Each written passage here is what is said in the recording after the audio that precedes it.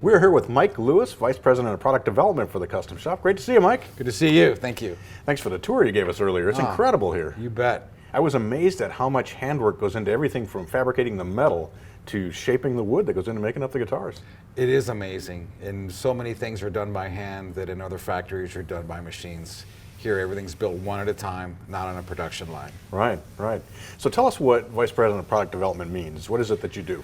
Well, first of all, I sort of run the business on the high-level business aspect of the shop, but mainly it's the developing of all the options and the various things we offer on a custom basis. Could be pickups, could be wirings, color combinations, parts, woods, the way things fit together, ideas for completed guitars with various features.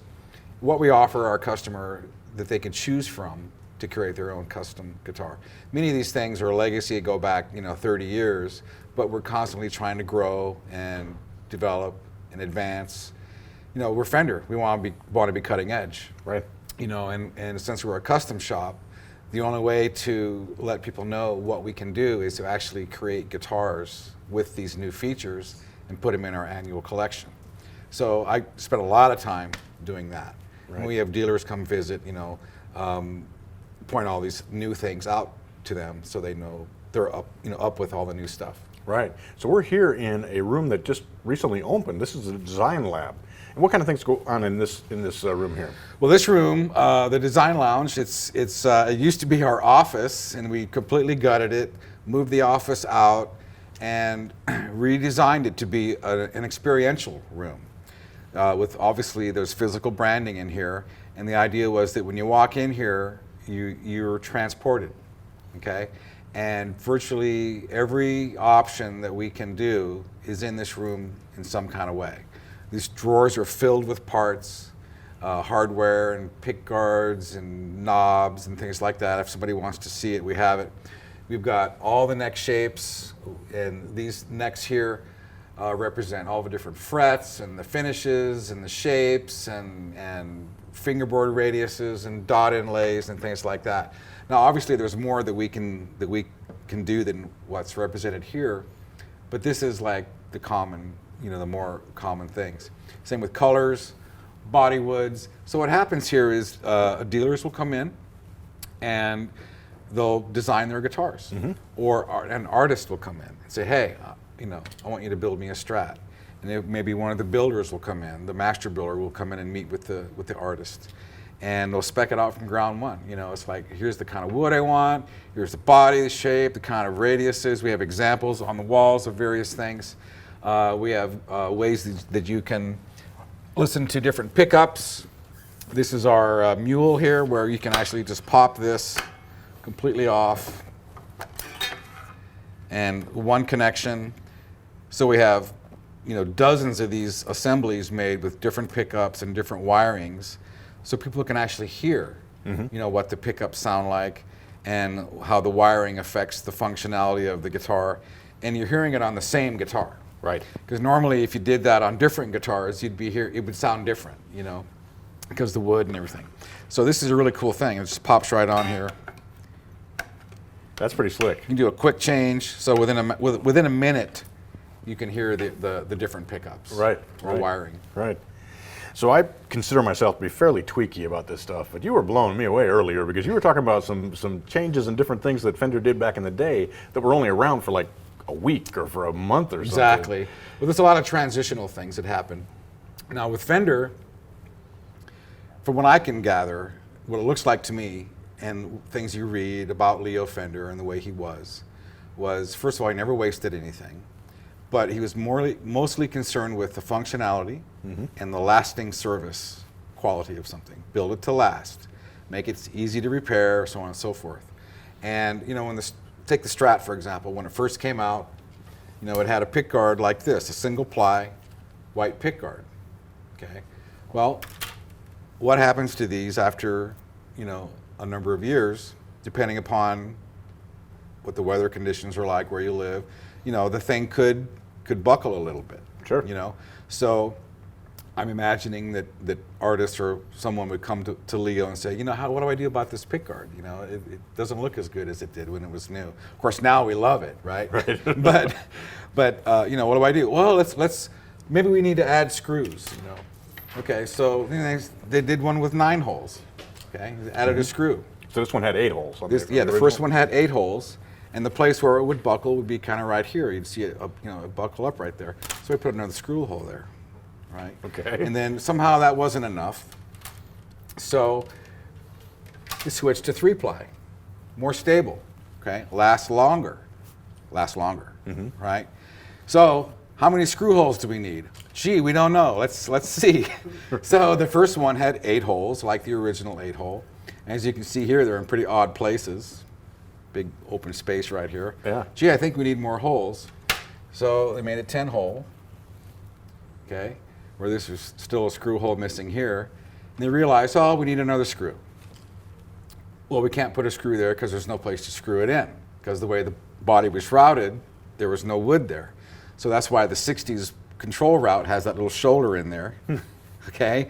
So they can screw that in. And that's how we ended up with the 11-hole pickguard that we have today. Wow. So, and this all happened in 1959. Huh.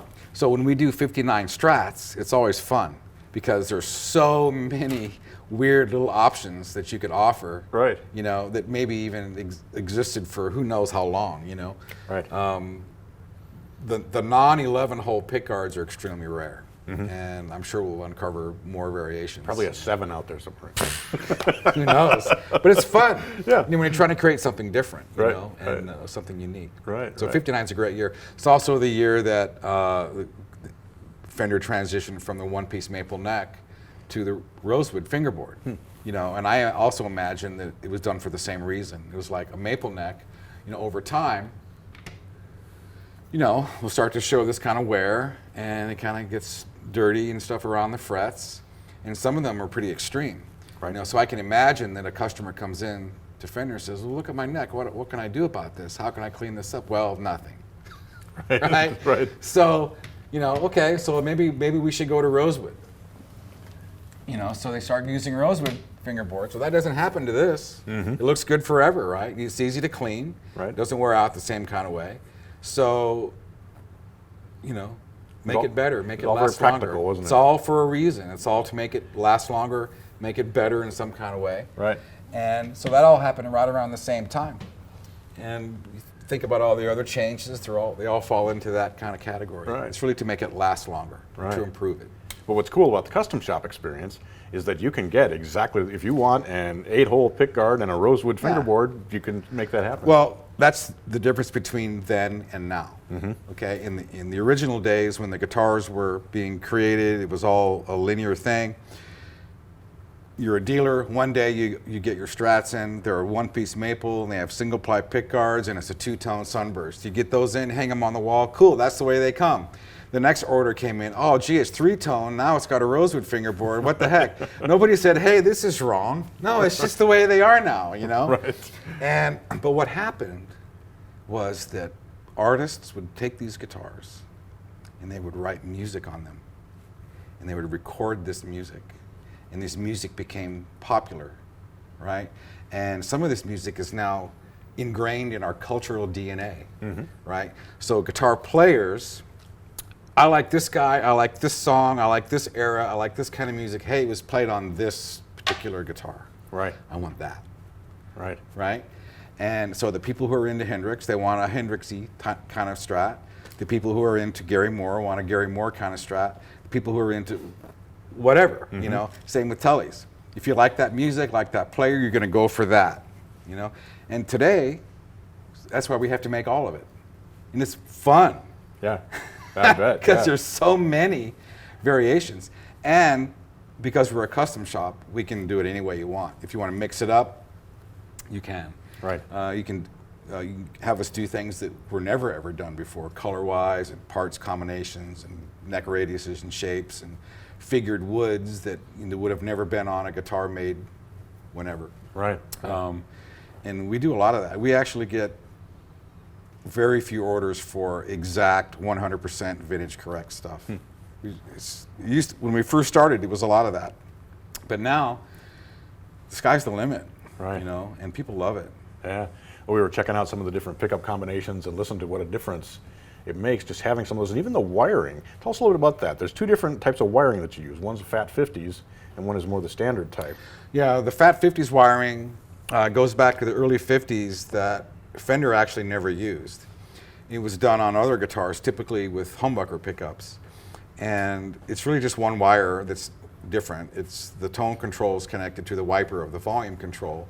And it sort of provides you with a more natural treble bleed. When you turn the volume down, you don't lose any or as many high frequencies. Right. And there's also a different feel to the way the attack on the guitar. And why they ever stopped using that wiring, I don't know, but we sort of uncovered it, you know, found it, and said, hey, how would this sound on a Fender? You know, so we tried it and said, hey, this sounds really great. Right. You know, so it's something we offer. And of course, the only way for people to know we do it is we put it on some of our collection guitars, and we show it and demo it and stuff like that. And players can tell when they play it because it feels different. And when it feels different, it makes you play different. It makes you play things that maybe you hadn't played before. And then people who are listening go, that sounds pretty good. Right. You know what I mean? Right, right.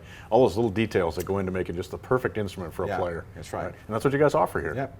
Right, absolutely incredible. I always know that I did my job when you hand somebody a guitar and they play it, and then they sort of adjust themselves a little bit, you know, and they start playing some more, and all of a sudden they like zone out of the conversation and they're just playing. Right. And they keep playing, and they start playing things that maybe they never played before. When that happens, then you know. You got the right guitar. Yeah. That's awesome. Mike, thanks so much for taking time with us Thank today. We you. appreciate it. It's been a blast to visit the custom shop here. So Come much back cool stuff anytime. with it. Would love to. All righty. Great to see you. Thank you.